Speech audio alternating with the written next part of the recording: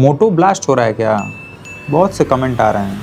Okay तो दोस्तों, हमें नहीं लगता कि इतने सारे testings like heating, BGMI, camera sensor and all के रिजल्ट्स के बाद आपके मन में कोई डाउट्स रह भी जाएंगे इन तीन फोन्स के रिगार्डिंग। इन तीनों का 8GB वेरिएंट हमें 16 to 17,000 में मिल गया एंड इनके चिपसेट नियरली सेम पावर के हैं, बट बेटर ऑप्टिमाइज्ड कौन है वो जानना इंटरेस्टिंग होगा, इसीलिए बने रहिए। नमस्कार दोस्तों, स्वागत है। ओके तो तीनों में USB to C cable, fast charger के साथ पिन एंड पेपर तो है, पर फ्लेक्सिबल बैक के सिर्फ मोटो में नहीं मिलता, इसीलिए इसके यहाँ पॉइंट्स कटे।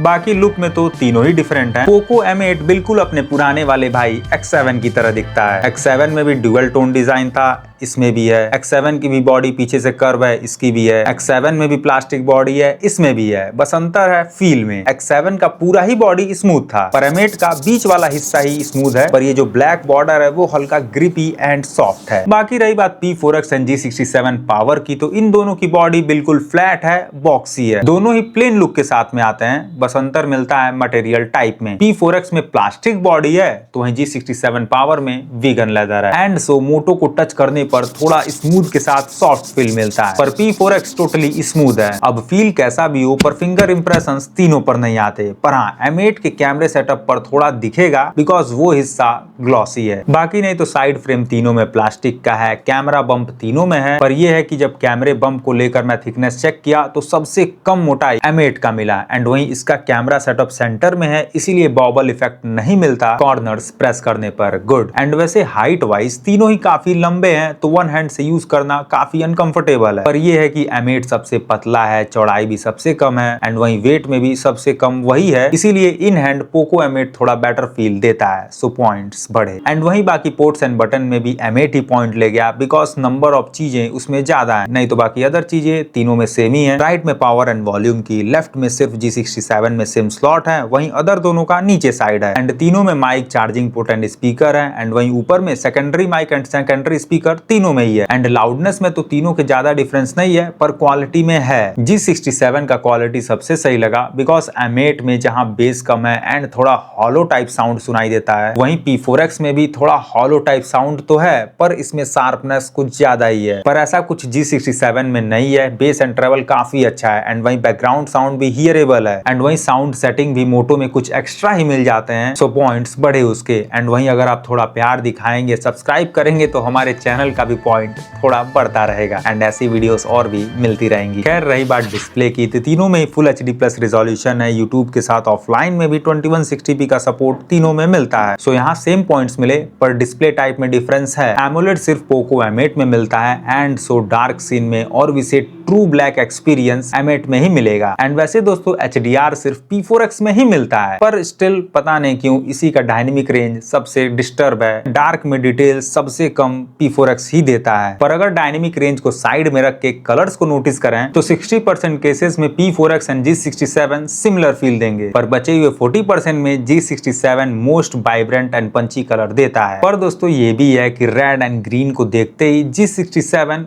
कुछ जरूरत से ज्यादा ही ऐड कर देता है कलर। अच्छा तो लगता है, पर जो रियलिस्टिक टाइप का फील है ना, वो पोको M8 में मिलता है। M8 कलर को बूस्ट तो करता है, पर कायदे में है, कायदे में है इसीलिए फायदे में है। डायनेमिक रेंज भी बेटर है, इसीलिए पॉइंट्स भी बढ़े उसके। एंड वहीं बेजल्स के भी पॉइंट M8 ही ले गया, बिकॉज क्लियरली नीचे साइड से थिन बेजल उसी का है, एंड वहीं डुअल कर्व के चलते राइट एंड लेफ्ट का बेजल भी सबसे थिन उसी का है, इसीलिए। पर अदर दोनों के बेजल्स काफी सिमिलर से हैं, इसीलिए उनको सेम पॉइंट्स मिले। वैसे दोस्तों M8 में कर्व डिस्प्ले है, इसीलिए पाम रिजेक्शन भी दिया गया है। कर्व डिस्प्ले पर मैं पाम रखा हूं, फिर भी देख सकते हैं काफी प्रॉपर वर्क कर रहा है। गुड। खैर रही बात ब्राइटनेस की, तो यहाँ पर भी M8 पॉइंट ले गया, because clearly highest lux reading उसी का है। एंड वहीं G67 का तो क्लियरली दिखता है लोएस्ट ब्राइटनेस है, एंड सो थोड़े ज्यादा तेज धूप में जाएंगे तो साइड से देखने में आपको दिक्कत फेस करना पड़ेगा मोटो में, इसीलिए मोटो के पॉइंट्स कटे। पर हाँ, प्रोटेक्शन एंड रिफ्रेश रेट में यही हाईएस्ट पॉइंट ले गया। बिकॉज दोस्तों डिस्प्ले प्रोटेक्शन पहली बात तो M8 एंड P4X में मेंशन्ड ही नहीं है, तो अल्टीमेटली G67 पावर टफेस्ट हो गया। एंड वही रिफ्रेश रेट P4X में 144 हर्ट्ज का तो है, पर 144 हर्ट्ज छोड़िए 120 हर्ट्ज भी P4X के YouTube में नहीं मिलता। And same hall Poco M8 में भी है, पर मोटो में नियरली हर एक ऐप में 120 हर्ट्ज सपोर्टेड है इसीलिए। बाकी दोस्तों जब हमने लो ब्राइटनेस पर फ्लिकर चेक किया तो वो सिर्फ M8 में मिलता है, बिकॉज अदर दोनों में IPS पैनल है तो DC डिमिंग ऑलरेडी है। पर स्टिल ये है कि M8 में PWM फ्रीक्वेंसी हाई है तो फ्लिकर थोड़ा कम ही मिलता है, इसीलिए मैं पॉइंट मार्जिन भी कम ही रखा। एंड सो ओवरऑल ऐसे कुछ पॉइंट्स मिले। तीनों का डिस्प्ले अपने अपने जगह ठीक है, पर जिस स्मार्टफोन में कलर, ब्राइटनेस एंड बेजल का कॉम्बिनेशन सही होता है वही सुप्रीम होता है। मतलब कि पोको M8, पर कैमरे में कौन सुप्रीम होगा वो भी देख लेते हैं। तीनों में ऐसे कुछ स्पेक्स मिलते हैं, पर यहाँ फ्रंट में 4K रिजोल्यूशन सिर्फ G67 पावर में है तो उसे हाईएस्ट पॉइंट, एंड वहीं पोको M8 में 60 FPS नहीं सपोर्टेड तो इसीलिए उसे लोएस्ट मिले। बाकी वहीं अल्ट्रा वाइड लेंस सिर्फ G67 पावर में मिलता है, and so ultra wide photos के साथ वीडियोस भी सिर्फ उसी में निकाल सकते हैं, सो उसके पॉइंट सिर्फ बढ़े। बाकी रही बात कलर्स की तो मोस्टली जगह तीनों सिमिलर से ही है, बिकॉज बूस्टेड टोन तीनों ही देते हैं, 4 to 5% extra tone, but still similarities 30% photos में ही है, 70% फोटो में P4X कुछ ज्यादा ही बूस्टेड है, एंड कई फोटोज में कॉन्ट्रास्ट भी कुछ ज्यादा ही हाई रहता है, खासकर ग्रीन और रेड कलर वगैरह में। बाकी बूस्टनेस में सेकंड नंबर पर G67 पावर है एंड तीसरे पर M8। तो यहाँ क्लियर है तीनों में कोई एग्जैक्ट नेचुरल कलर नहीं देता, पर P4X कुछ ज्यादा ही बूस्टेड है even in human skin colour, pant, shirt वगैरह ऑल में, सो पॉइंट्स कटे। एंड वैसे वो लोग P4X का पॉइंट्स ना काटा है जिनको गुलाबी गाल ज्यादा पसंद है, समझ रहे हैं ना। खैर वैसे फोटोग्राफी वाला वार्मनेस P4X में उल्टा हो जाता है, फोटोज में जितना एक्स्ट्रा टोन था उतना ही ऑफ टोन हो जाता है वीडियोस में। देख सकते हैं बच्चे इतने भी येलो नहीं होते जितना P4X कर दिया, पर हाँ इतने भी लाल नहीं होते जितना G67 पावर कर दिया। एंड वहीं other than human case like redness में, गमले वगैरह में G67 पावर ही हाई रहता है, सो पॉइंट्स P4X के साथ G67 के भी कटे। बाकी नहीं तो भाई लो लाइट में P4X एंड मोटो दोनों ही बूस्टेड है, कुछ में P4X हाई टोन देगा तो कुछ में G67। कमियां इन दोनों में होते हुए भी मैं हाईएस्ट पॉइंट G67 के काटा, बिकॉज इसमें भाई लो लाइट में कलर शिफ्टनेस मिलता है, पास में कोई और कलर, दूर पर कुछ और, इसीलिए। पर वहीं M8 कॉन्टिन्यूअसली अच्छा कलर दे रहा है, एंड वहीं बाकी फ्रंट से लो लाइट में M8 के साथ G67 पावर अच्छा है, एंड वैसे P4X भी अच्छा है, पर बस अच्छे गुड लाइट कंडीशन में। अगर सिंगल ट्यूबलाइट के प्रेजेंस में लेते हैं फोटो तो कलर ही चेंज हो जाता है, एक्चुअल से कुछ और दिखने लगता है, सो इसीलिए पॉइंट्स कटे। बाकी डे लाइट में भी रियलिस्टिक कलर से P4X कुछ ज्यादा ही दूर है, एंड वहीं कॉन्ट्रास्ट भी कुछ ज्यादा है। बाकी M8 एंड G67 में भी टोन एक्स्ट्रा है, कॉन्ट्रास्ट थोड़ा एक्स्ट्रा है, पर लिमिट में है, सो थोड़ा बेटर लगता है देखने में, इसीलिए पॉइंट्स बढ़े। बाकी वही वीडियोस में देखें तो G67 पावर यहाँ पे एक्स्ट्रा कलर देता है, एंड M8 यहाँ क्वाइट बैलेंस्ड है, पर P4X यहाँ पर भी फोटोज के कंपैरिजन में थोड़ा उल्टा हो जाता है, हल्का सा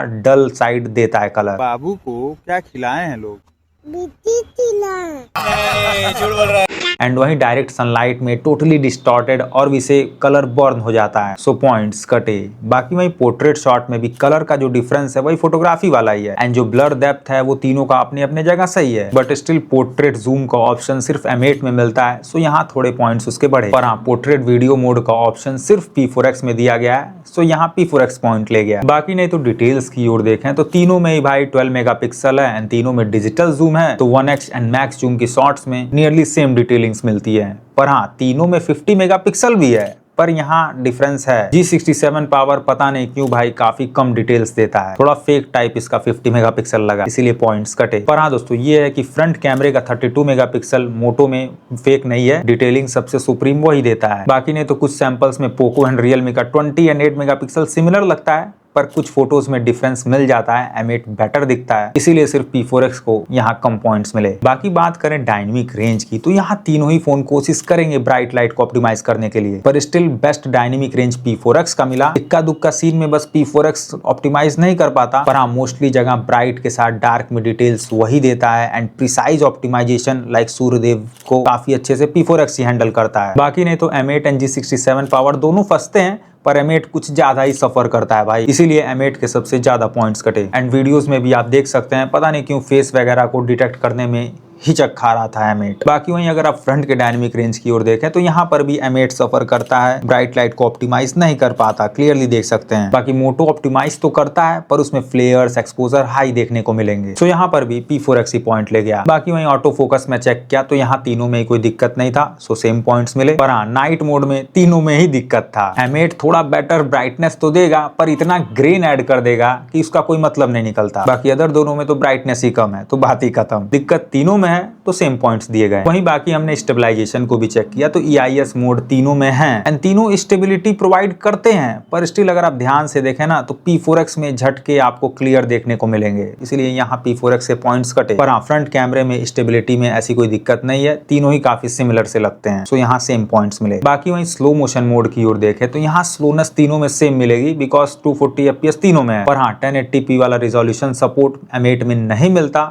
सो पॉइंट्स उसके कटे। ओके, तो dual recording Moto and Realme दोनों में ही है एंड दोनों में कुछ लेआउट्स भी हैं, पर स्टिल मैं मोटो को एक्स्ट्रा पॉइंट्स दिया बिकॉज मोटो में ही सिर्फ आप वाइल्ड रिकॉर्डिंग, कैमरे को स्विच एंड वीडियो को पॉज कर सकते हैं। बाकी माइक की क्वालिटी का अंदाजा आप यहाँ सन्नाटे में तो लगा ही लिए होंगे। बाकी यहाँ इस हाईवे के बगल में मतलब कि इस भरे नॉइजी एरिया में भी अंदाजा लगा ही लीजिए। बाकी एट लास्ट एक्सपोजर मैंने चेक किया तो तीनों में नियरली सेम था, सो सेम पॉइंट्स मिले। एंड अगर ओवरऑल पॉइंट्स देखेंगे ना तो यहाँ नियरली पॉइंट्स सेम ही मिले, पर यहाँ main difference colour and dynamic range में है। अगर अच्छे close to realistic colour front and rear से चाहिए तो M8 पर जाइए, पर अगर आपको बूस्टेड टोन चलेगा एंड डायनेमिक रेंज बढ़िया चाहिए तो G67 पावर पर जाइए एंड P4X को सेकंड प्रायोरिटी में रखिए। अब सॉफ्टवेयर पर आते हैं। तीनों ही फोन Android 15 के साथ में आते हैं, पर ये Android 15 Android 19 तक सिर्फ M8 में ही जाएगा, सो उसके पॉइंट्स बढ़े एंड G67 का कटा बिकॉज लोएस्ट अपडेट उसी में है। पर हाँ, एड्स एंड ब्लोटवेयर में पासा पलट गया। मोटो यहाँ हाईएस्ट पॉइंट ले गया बिकॉज उसी में एड्स एंड ब्लोटवेयर सबसे कम है। पोको एंड रियलमी में इतने ब्लोटवेयर है मानो ब्लोटवेयर का आखिरी दिन हो। एंड वैसे इनके एड्स को थोड़ा कम करने के लिए इनके निजी ऐप स्टोर, थीम एप्स वगैरह के नोटिफिकेशन को ऑफ करते हुए हॉट गेम्स वगैरह को डिसेबल कर दीजिएगा। That's all. बाकी वहीं मैं एनिमेशंस को भी चेक किया तो यहाँ तीनों ही अपने अपने जगह यूनिक एंड स्मूथ हैं, पर यहाँ मोटो में सिर्फ एक फोन ओपन वाला एनिमेशन एक्स्ट्रा मिलता है, सो थोड़े पॉइंट्स में उसके बढ़ा दिया। बाकी नहीं तो हैप्टिक फीडबैक तीनों में नॉर्मल वाइब्रेशन वाला है। एंड रही बात सेंसर्स की तो फिंगरप्रिंट एंड फेस अनलॉक में तीनों ही फास्ट हैं एंड बहुत माइनर डिफरेंसेस हैं। एंड वहीं एम्बिएंट सेंसर भी तीनों का काफी प्रॉपर एंड क्विक है। बाकी प्रॉक्सिमिटी सेंसर में M8 में हाथ से काम नहीं करता, और हाँ, आप देख सकते हैं कान पर लगाने पर तुरंत काम करता है। हाथ एंड कान में ये फोन अंतर जानता है, इसी बात पर मैं इसके पॉइंट्स नहीं काटूंगा। बाकी वहीं जायरोस्कोप चेक किया तो यहाँ पर भी एक्सपीरियंस तीनों में सिमिलर ही मिला, सो पॉइंट्स सेम ही मिले। पर फीचर्स में किसको एक्स्ट्रा पॉइंट्स मिलेंगे वो भी देख लेते हैं। पहले सिमिलरिटीज की ओर देख लें तो app lock, internet speed meter, side bar, AI eraser वाला feature, circle to search and वहीं स्क्रीन ट्रांसलेशन वाला मतलब कि गूगल वाला तीनों में ही मिलता है। बाकी वहीं क्लोन ऐप वाला फीचर तीनों में है, पर मोटो में सिर्फ लिमिटेड एप्स के लिए दिए गए हैं। मतलब फीचर है पर इनकम्प्लीट है, इसलिए अंडा मिलेगा। अरे ये वाला नहीं, पॉइंट में मिलेगा भाई। ऐसे ही अंडा P4X को स्प्लिट व्यू वाले फीचर में मिला बिकॉज उसमें BGMI में नहीं सपोर्टेड। बाकी फ्लोटिंग विंडो में M8 एंड P4X दोनों को ही अंडा मिला बिकॉज M8 में एट अ टाइम सिर्फ 2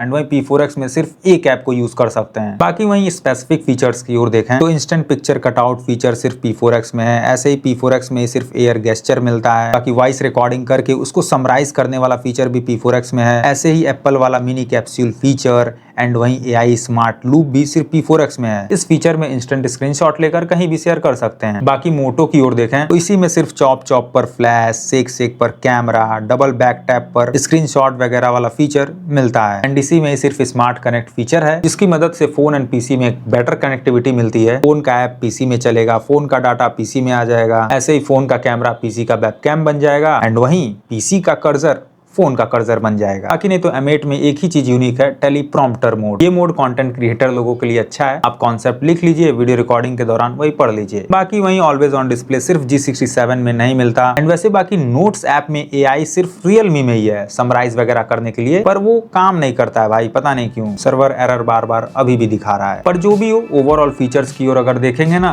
तो यहाँ रियलमी ही बेटर मिलता है, सो उसके पॉइंट्स बढ़े। एंड वहीं गेम मोड में भी रियलमी के नंबर ऑफ फीचर्स ज्यादा है, तो यहाँ पर भी पॉइंट्स वही ले गया। पर परफॉर्मेंस में किस 4 नैनोमीटर चिपसेट का पॉइंट बढ़ेगा वो जानने के लिए सबसे पहले तो मैं Antutu चेक किया, 3D Mark and Geekbench check किया, तो हर रिजल्ट में हाईएस्ट स्कोर P4X गेन किया। पर हाँ, UFS 3.1 P4X में होते हुए भी read and right score M8 के 2.2 जैसा मिला। एंड स्पीड रियलिटी को जानने के लिए जब मैं इंस्टॉलिंग, कॉपिंग, एक्सपोर्टिंग वगैरह किया तो यहाँ रिजल्ट में M8 का इंस्टॉलिंग एंड कॉपिंग बेटर मिला, जबकि उसमें 3.1 भी नहीं है। पर हाँ, ये है कि P4X थोड़ा सा बेटर एक्सपोर्टिंग में मिला, नहीं तो बाकी ओपनिंग में तो तीनों सिमिलर से ही थे। तो मतलब P4X का 3.1 कोई बड़ा रोल प्ले नहीं करता। पर अब जैसे रिजल्ट्स मिले वैसे मैं पॉइंट दिया। एंड वैसे दोस्तों ये चीज मान कर चलिएगा कि पिछले एंड इस वीडियो के स्पीड टेस्ट रिजल्ट में कुछ अप्स एंड डाउन्स हो सकते हैं, बिकॉज आफ्टर अपडेट कई फोन बेटर हो जाते हैं एंड कई फोन अनस्टेबल। खैर, वैसे परफॉर्मेंस को और बेटर जानने के लिए मैं BGMI एंड Jensen भी चेक किया। पहली बात, 60 FPS तीनों में है एंड डिफरेंस निकालना तीनों के 60 FPS में थोड़ा मुश्किल है। तीनों का ही रिस्पॉन्स अच्छा है with little bit FPS drop. FPS reading आपको क्लियरेंस दे देगा।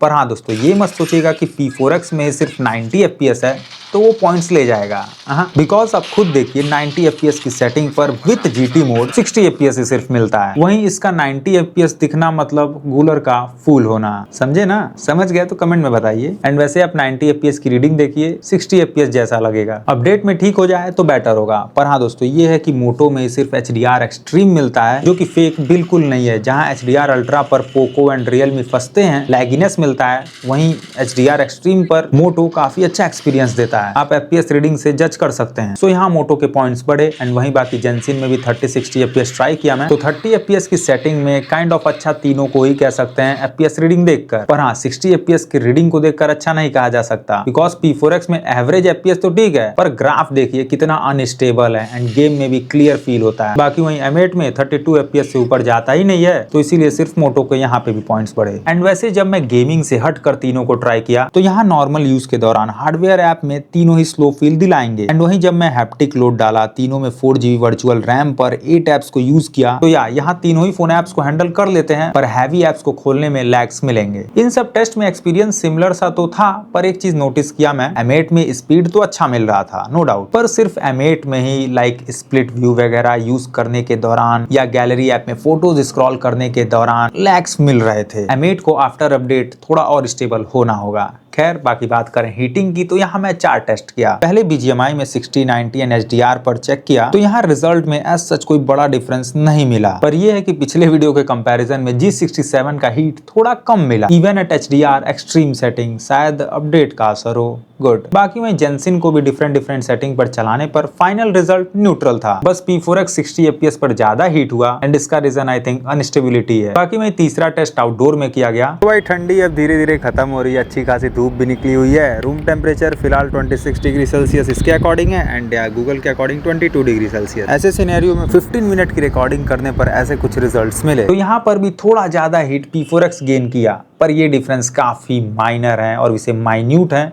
इसीलिए पॉइंट्स काटना मुझसे बन नहीं रहा था। पर हाँ दोस्तों, आखिरी हीटिंग टेस्ट में M8 में एक डिमेरिट मिला। इंडोर में 4K वीडियो रिकॉर्डिंग के दौरान पता चला कि सिर्फ 8 मिनट तक ही 4K रिकॉर्डिंग कर सकता है M8। अब इस चीज से दिक्कत नॉर्मल लोगों को नहीं, हमारे जैसे कंटेंट क्रिएटर्स को होगा। जैसे मान लीजिए अगर मैं अभी M8 से शूट कर रहा होता तो फोन मुझसे 3 फीट दूरी पर रहता एंड हर 8 मिनट पर मुझे रिकॉर्डिंग स्टार्ट करने जाना पड़ता एंड रिकॉर्डिंग छूटने का भी डर बना रहता है। तो डिसीजन आप पर है। एंड वैसे रिकॉर्डिंग कंप्लीट हो नहीं रही थी, इसीलिए रिजल्ट में भी कम हिट देखने को मिला। खैर, वैसे ये कुछ अदर इंपॉर्टेंट स्पेक्स हैं एंड यहाँ तीनों ही सही हैं एंड कमियां तीनों में ही कुछ कुछ हैं। एंड वैसे पोको के साइड पर M8 में NFC तो है, पर फोन में कहीं दिखा नहीं, तो मोटो शुड एक्सप्लेन दिस वाई। बाकी नहीं तो दोस्तों, Jio 5G पर मैंने स्पीड टेस्ट किया तो आगे पीछे स्पीड तीनों में मिल रहे थे सही एंड मेरे एरिया में कोई कॉलिंग में दिक्कत नहीं मिला। सिग्नल स्ट्रेंथ भी 90 से 93 dBm के बीच तीनों में रहता है, इट्स गुड। एंड वैसे रही बात बैकअप की, तो 5G सिम पर ऐसे कुछ intense full brightness and full volume के 7 आवर 30 मिनट के यूजेस के बाद G67 में ज्यादा बैटरी थी एंड M8 में खत्म हो गई थी। एंड वैसे मोटो एंड रियलमी दोनों में ही 7000 है, पर स्टिल P4X जल्दी ड्रेन हुआ बिकॉज उसका ब्राइटनेस एंड वॉल्यूम हाई है। G67 67 के कंपैरिजन में। अगर कंडीशन नॉर्मल में रखता तो दोनों का बैकअप नियरली सेम मिलता, इसीलिए इनको सेम पॉइंट्स दिया। वैसे और क्लियरेंस के लिए ये वीडियो देख सकते हैं। बाकी वही चार्जिंग स्पीड चेक किया तो पोको यहाँ बेटर मिला, बिकॉज कैपेसिटी कम है एंड चार्जर तेज, सो पॉइंट्स उसे बेटर मिले। बाकी वही आइडल ड्रेन में बैटरी परसेंट पोको का ज्यादा ड्रेन हुआ, but according to battery size तीनों का ड्रेन इक्वल कह सकते हैं, इसीलिए यहाँ तीनों को सेम पॉइंट्स दिए गए। एंड ओवरऑल पॉइंट्स में आप देखें ना तो पॉइंट्स में डिफरेंस काफी कम है, बट स्टिल इस कॉन्स के लिस्ट को देखकर आप अपने लिए बेस्ट डिसीजन बना सकते हैं। फिर भी मैं कुछ बातें ऐड करूंगा। अगर M8 आपको 18-19,000 में पड़ रहा है, मतलब कार्ड वगैरह का आप जुगाड़ नहीं कर पा रहे हैं या ऑफर में नहीं ले पा रहे हैं, तो इसे अवॉइड करिएगा। 16-17,000 में 8GB वाला पड़ा है तो ठीक है, नहीं तो भाई 18-19,000 में CMF P4 तो है ही ना। बाकी अगर अंडर 15,000 में बड़ी बैटरी वाला फोन चाहिए तो P4X ले सकते हैं, पर तभी जब आपको इसके फोटोज वीडियोस का कलर परेशान नहीं करता, एंड वहीं अगर आपका मोटो से भरोसा